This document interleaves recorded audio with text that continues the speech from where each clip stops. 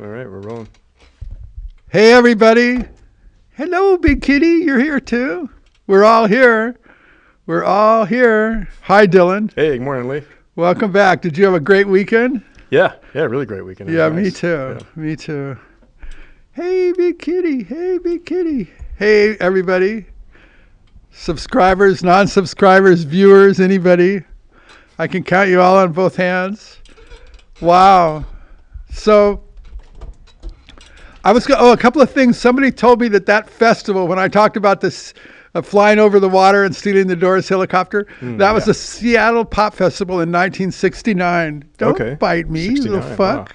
Wow. The kitties look at the second we sit down at the podcast, he comes right over and starts being aggressive. That's funny. No, go away, fucker. Don't be such a boy cat. Don't be such a boy kitty. Don't be such a boy kitty. You're so bad. Get back. Okay. Sorry, everybody. It's hard when you love animals so much. Am I centered on the screen, by the way? Yeah, you look pretty good. Okay, cool. I feel centered in my brain. Anyway. Oh, so it was the Seattle Pop Festival in 1969. Man, that's a long fucking time ago. Wow, yeah. Okay, and it reminded me of how chaotic all the festivals were back then. Oh, really? All the festivals, it wasn't like it was super organized and highly, it was just fucking chaos, you know? Every festival was the same. The getting there was impossible because the cars were zillion fucking cars for miles and just, it was always chaos. It was always chaos. Yeah, I could tell you about a few festivals. That's what I thought. Maybe I'll get those out of the way and tell about some crazy stories. Yeah, we'd love to hear about these chaotic. Yeah. I like the behind the scenes shit, you know.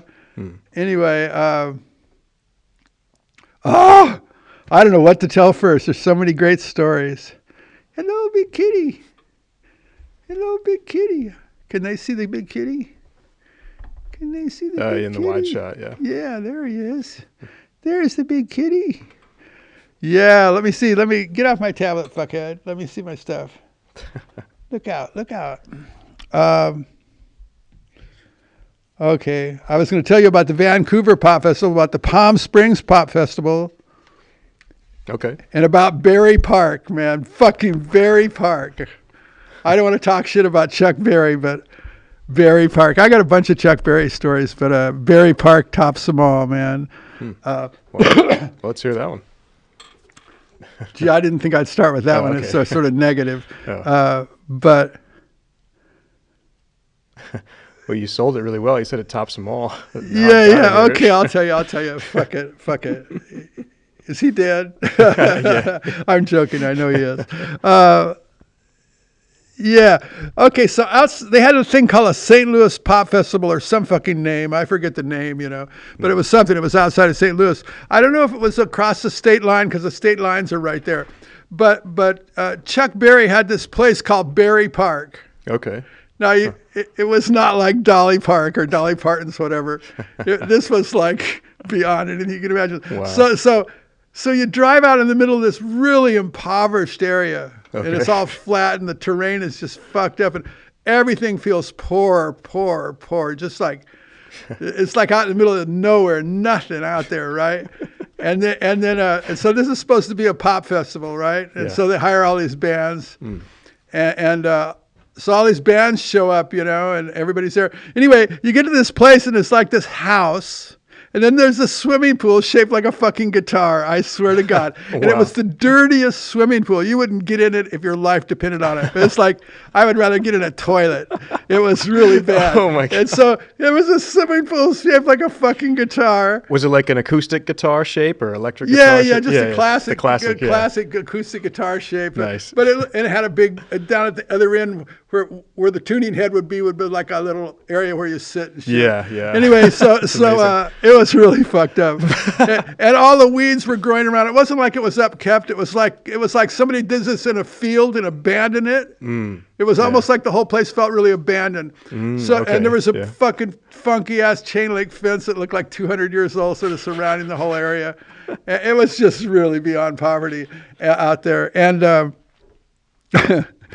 so So we roll on up, and the roadies are already there, and we get there, and they're going, and they come right up and go, dude, man, this is not happening.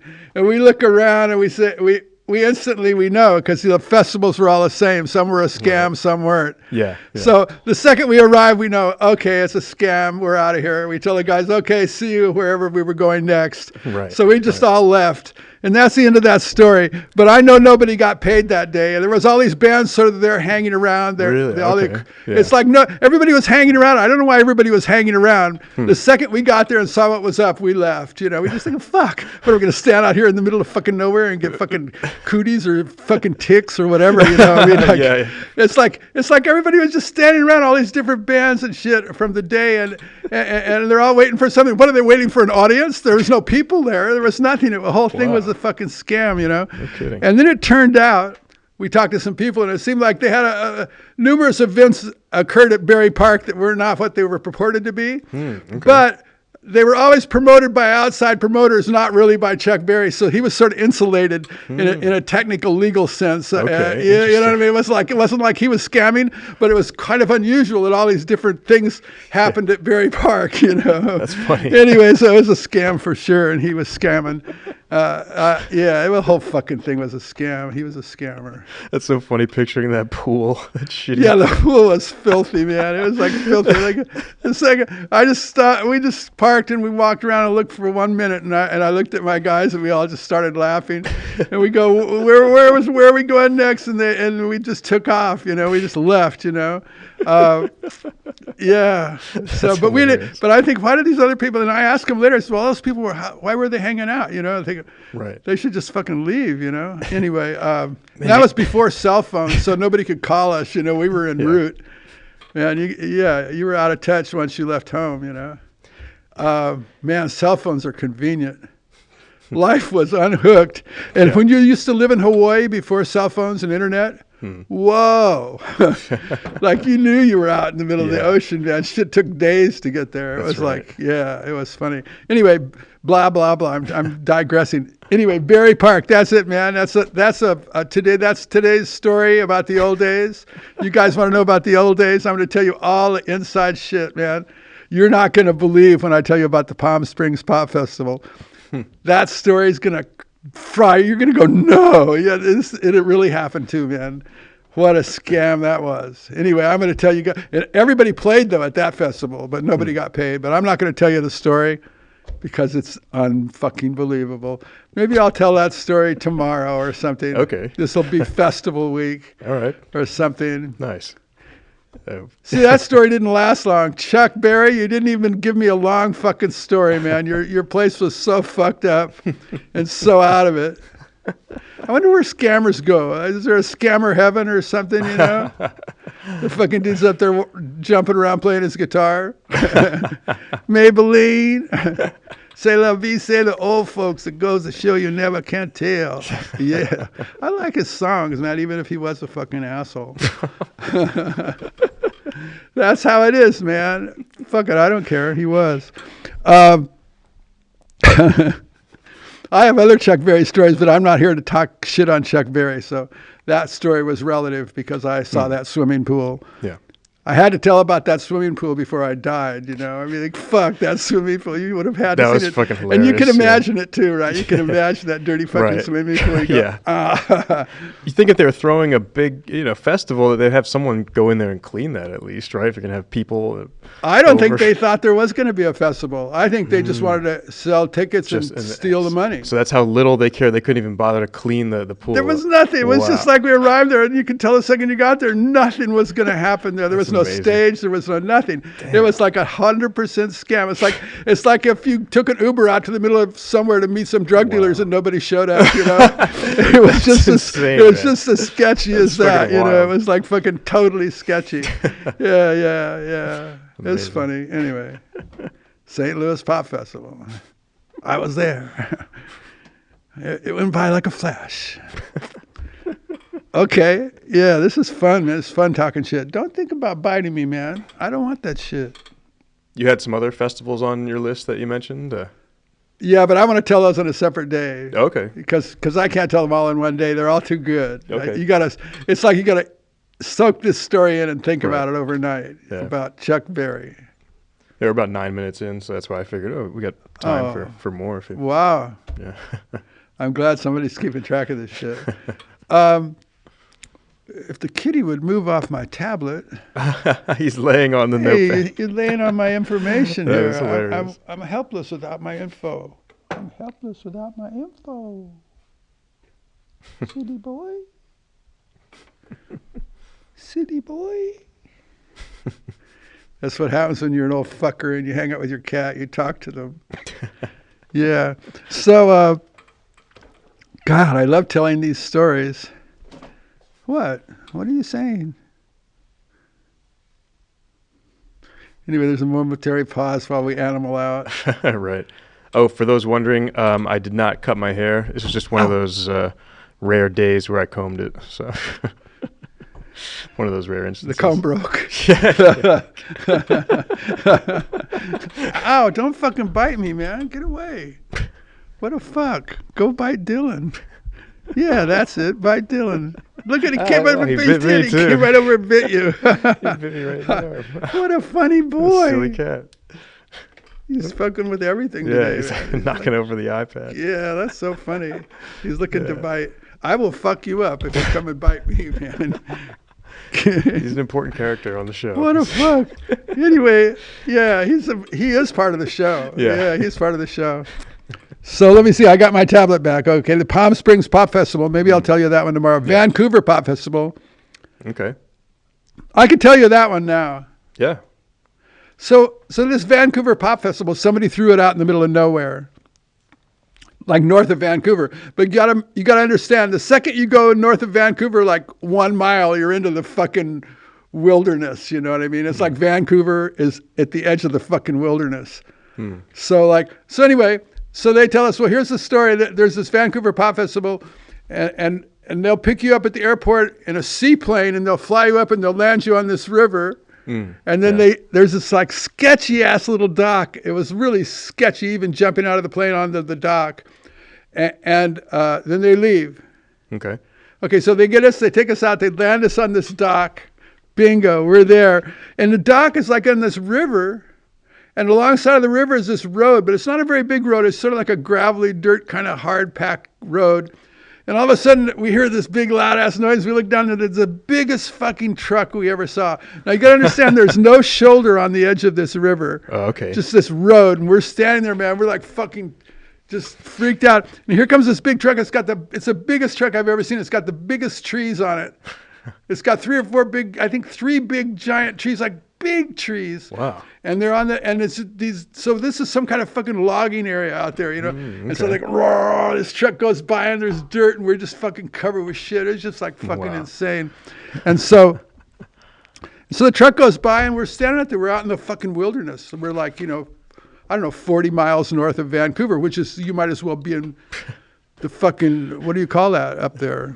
There's some name for that area. Oh, the Yukon. Yeah, there you are. Yeah. Out there. We're standing there. I'm thinking, fuck, is shit going to come out and eat us? And what the fuck is going on, no, it really felt weird. And so the truck leaves and it's just deathly quiet and you can hear the river running along. Wow. Yeah. We're standing there, we're going, what the fuck, man? What the fuck? And so we stand there for like 30 minutes in the middle of no fucking where. And we thought, oh no, they just leaving us here. Nobody's going to come get Holy us. shit. And so then this car comes along. This guy comes along in his funky ass like station wagon looking thing.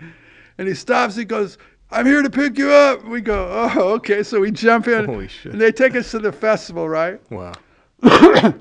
So we drive along, we go to this festival. It's like, it feels like, oh, this is another Berry Park, Oh, right? okay, yeah. And so we get there and it's out in the middle of fucking nowhere. And we're looking around and we're going, fuck, and all the bands are around, but there's no audience. Wow. There's no fucking audience, man. The people didn't show up. The people from Canada, they're too smart for that. 40 miles north of, forget it. They know they're not going up there. So nobody showed up, right? Damn. Nobody. And so we get there, and here we are in the middle of nowhere. The roadies are there. They got the equipment stuff. So we're talking to them. We're going, fuck, man, fuck. How are we going to get out of here, So we thought, how fucked up? Another thing, we got burned again. Like, and all the bands are there. Once again, they're all standing around, like waiting for this thing to be figured out, right? Right. Like we're street kids. We're looking at this thing, going, "Fuck." We walk right out. We land immediately. We look. We go, "Scam." We're all just looking at each other. Scam. Okay. Yeah. We'd done it before, and so we think, what can we do? What can we do? And so we're thinking, how are we going to get out of here? How are we going to get to the airport? Because they had a truck, but we didn't want to ride the truck. So our guys went in the office with the promoter who was scamming everybody, right? Okay. And after some convincing, which we won't talk about, well, maybe we can talk about it. But I wasn't in the room, so I was shielded from the activities. But anyway, the end result is they came out of the room with the keys to his Cadillac. And so we hopped in this guy's Cadillac, and we drove it all the way back to Vancouver, to the airport. Okay. And we left it on the curb. We just pulled up, and like you would take your bags out of your car and then park it or do whatever you do. We didn't worry about it. We just pulled up, got out, and went in the airport. Left the car right there on the curb at the airport. Man, fuck that guy, man. He ran us all the way up to Vancouver. That's the least we could do. We should have drove it into the ocean or something. Yeah. So how did they get the keys to the Cadillac? They convinced the guy to hand them over. But how? Like, how so? Well, they intimidated him. I see. Yeah. In a certain way. I see. Yeah. Sometimes you got to do what you got to do. Right. I mean, right. Yeah, you kind of glossed over, so I just wanted to double back and just Well, yeah, that's why I didn't say it. Is because I didn't want to say. And like that's why I said, I wasn't in the room. Right. So I don't know what happened in that room. Right. All I know is that we came out of there. The guys came out of there with the keys to a Cadillac. Nice. It took a few minutes, but they came out and we had transportation. Right. We just wanted to ride to the airport. It was that simple, It wasn't like a complex intellectual thing to figure out. It was like simple. We need a ride to the airport. Yeah. Give us your car keys. I see. So that's how. I don't know what happened to his car. I don't care either. I would do it again in a second. But that's how it used to be back then, The people would promote these shows, and a lot of bands. I remember there was a lot of bands at that show. I saw people before we left. I was, say hi to a few people, and there was a lot of bands there. It was a guy scammed a lot of people. Wow. Yeah, there used to be people that did that. That's what they did. That's scary how they dropped you off in the middle of nowhere, right? And then you're waiting on a guy, and there's no cell phones to confirm like what. Nothing. We're just standing out in the middle of the fucking wilderness and going, "What the fuck?" Yeah. And we didn't know if anybody was going to come get us. The guy let us out of the airplane. He didn't say shit. He was like almost mute, the guy that drove the airplane. He just said, "Okay, hop out." We go, "Okay." And he just taxied away and flew away into we go, "Oh, fuck." Oh, my God. Yeah. And so that was that. That Vancouver and Barrie Park, those two were right up there on the list of scams. Great. But they are nothing compared to the scam at Palm Springs. Wait till you hear that one. I'm going to tell that one tomorrow because that's such a grand story. It has to go on its own. Great. Yeah. We'll leave it at 2 for today. Yeah, that's good. Yeah. What else? Let me look at my list. There was something else I wanted to say.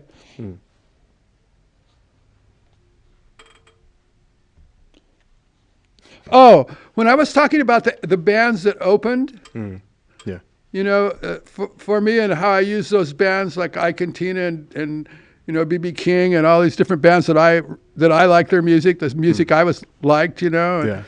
I got to. You got to understand at that time, Ike and Tina were playing clubs like Gazzari's and stuff. They were playing clubs. Yeah. So this is like, I thought it was so cool that they could play these big venues, like with 10,000 people and shit, Yeah. But you know what I really felt, my overriding feeling, because I would always watch them from the side because they would play and I would watch them and I thought it was so cool, I got to be right there and watch them. Yeah. And I always felt like, when I'd watch them, I'd always feel like they're the real deal and I'm the fake little white guy trying to cultural appropriate all their shit, you know what I mean? Because I was a little R&B kid. Sure. That's how my brain was. I was just Right. fixated on that shit. And so I always felt like a total fake when I went on after those acts. I see. Yeah. Because Interesting. I was thinking, well, here I'm going to do a concert. I'm going to have the real deal, show the people what it really is, and then I'm going to come on and show them some diluted white boy version of that shit. You know what I mean? It was like I just felt like a total fake anyway. Anyway, I really did. Well, it's definitely safe to say that you had a lot of soul in your music. Anyone could Was it really? pick that I don't know up. what it was, but anyway, I liked it, and I still enjoyed doing it. No, I think you're a very soulful singer, Lee. Yeah, I Absolutely. try to be. I mean, that's my whole life. I've been on that wavelength. for But sure. you know, and something else I could say. I really feel good when I sing, but I really feel bad when I hear it back. I don't know if anybody else has that thing, has that experience. I can certainly relate to that. Like you sing it and you're singing and you're like loving it, and then you hear it back and you go, "Oh fuck, that's embarrassing," you know, like Right, yeah. yeah. Cringe. And so it's really funny. Like I enjoy it while I'm doing it, but I hate to hear it back because it just makes me want to cry. I think that's my voice. You fuck. How could I be born with that voice? And so yeah, trying to explain shit here. Wait, move for a minute, man. Move, motherfucker. You're such a little fuck. Go on. He's laying on my tablet. There was one other little point I wanted to make today. If the cat would only move. If you would only move. What kind of kitty are you? Yeah, it's hard to move cats, especially when they look adorable. You know, it makes it more difficult to push them out of the way. He's on a trip today. He doesn't usually do this, just squat. Hello. Well, I'm just playing around. Give me a break here. I'm gonna take the cat and get my thing here. Thank you, kitty. Okay. There was one other thing I wanted to say. I wanted to explain how fake I felt always. Yeah. You know, but I felt less fake than the folk singers in a way. Most of the people from the 60s, most of the bands were like converted folk singers, you know? Right, yeah. And so, but then I even really head tripped myself about them. I started thinking, oh yeah, they're the real deal. That's how I should sound if I wasn't some stupid ass appropriator of other people's shit. You know, I should be sounding like those folk guys because they're real and I'm not. Every thought I had was they're real, I'm not. You know, they're good, I'm not. You know, it's like, anyway. Fuck, that's my life story. Yeah, but folk wasn't really your thing, so it would have been, inauthentic if you were to pretend to be a folk guy. So it's better that you... Was it inauthentic that they pretended to be rock guys? Possibly. It's the same, right? It's the same. It's the same. Yeah. Everything's authentic except what occurs between your ears, and that's always imaginary, and that's where I live. I live between my ears. It's a complex place. It's a complex place between my ears. Wow, what a great day. Yeah, great show today, Lee. Oh, one other thing about my music. I just got to get this all out, and then I don't have to say it anymore. My music was me, but my music career was not me. Does that make any sense? No, could you clarify? Well, it was sort of like I've talked about it before, sort of a stressful kind of thing, you know, like that whole thing. Anyway, and so like the music is not stressful; it's fun. Yeah. You know, the music is the whole thing. So like that's what I'm saying. My music is me. Okay. Yeah. But that music business was not me. I see. You know, that's what you mean. Yeah. My career, you know, in that thing. Gotcha. I operate differently. Sure. I think indifferently. I operate indifferently. Differently? Anyway, boy, this is like some fucking, I need a couch to lay down, so a Freud session here. Yeah. How embarrassing.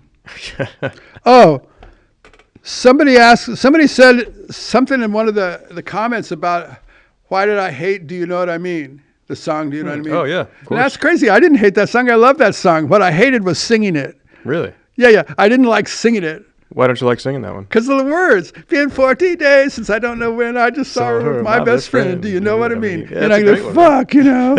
It's like it felt very, I always felt like I was mimicking myself when I sang that song. Anyways, for some reason, I didn't like singing that song. Interesting. Yeah. Once again, that situation occurred between my ears, but it manifested out my reality. Yeah. So I don't like singing that song. So what? But I do like that song. And when I hear it, I go, oh, yeah, that's cool. I can see why that song did okay. Yeah. You know, because I liked it.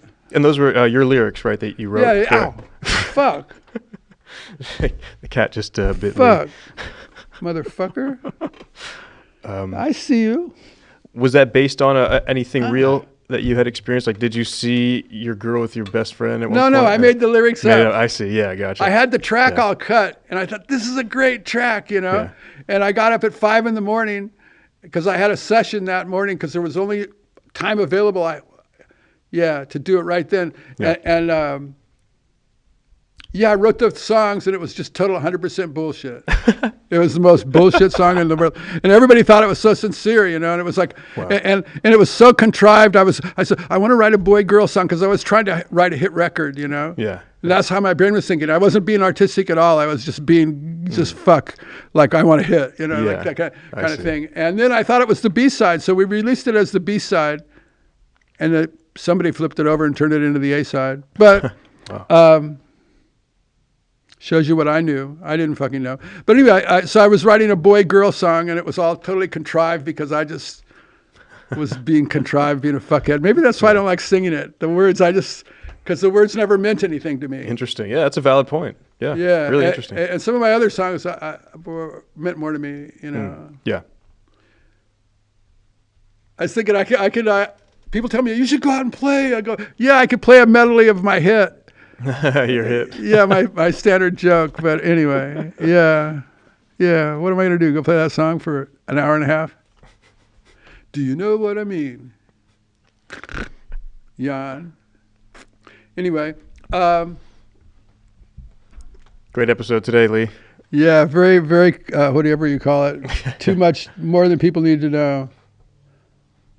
Yeah, good stuff.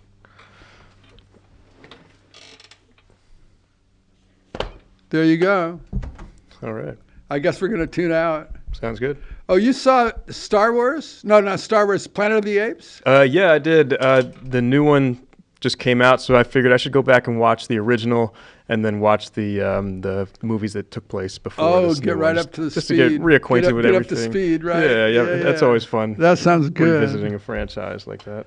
Wow. But yeah, Planet of the Apes was amazing. I don't know if we should get into that now. We're approaching half hour already. Maybe we'll talk about it tomorrow. Yeah. Oh, you know, all the Dutchies in the virtual world where I go, there's a lot of people, Dutch people in our tribe, and they all were watching the new Planet of the Apes over there. Nice. It's so funny, man. It's like worldwide people are watching that shit. Yeah, it's doing pretty well. It's so interesting well how in theaters. everybody's all hooked up.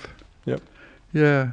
Well, we'll talk about that tomorrow or something. Sure. Yeah, sounds good. 'Cause I can go deep into. Yeah, we haven't Planet talked of the about Apes. films in a few days. We've just Yeah. been talking about my boring bullshit, my fucking ancient stories. Anyway, they're good stories, though, I must admit. Yeah, I, me, my. Sometimes I think, just sit here and talk about myself? Fuck. Anyway, we need some guests. I got to stop this shit. I have nothing to talk about. It's like verbal something, diarrhea or something. Anyway, I got to stop. Yeah, that's right. Dylan, I'll see you tomorrow. Sounds good, Lee. Everybody out there, thanks for bearing with us today. We'll see you tomorrow. 3, 2, 1, poof.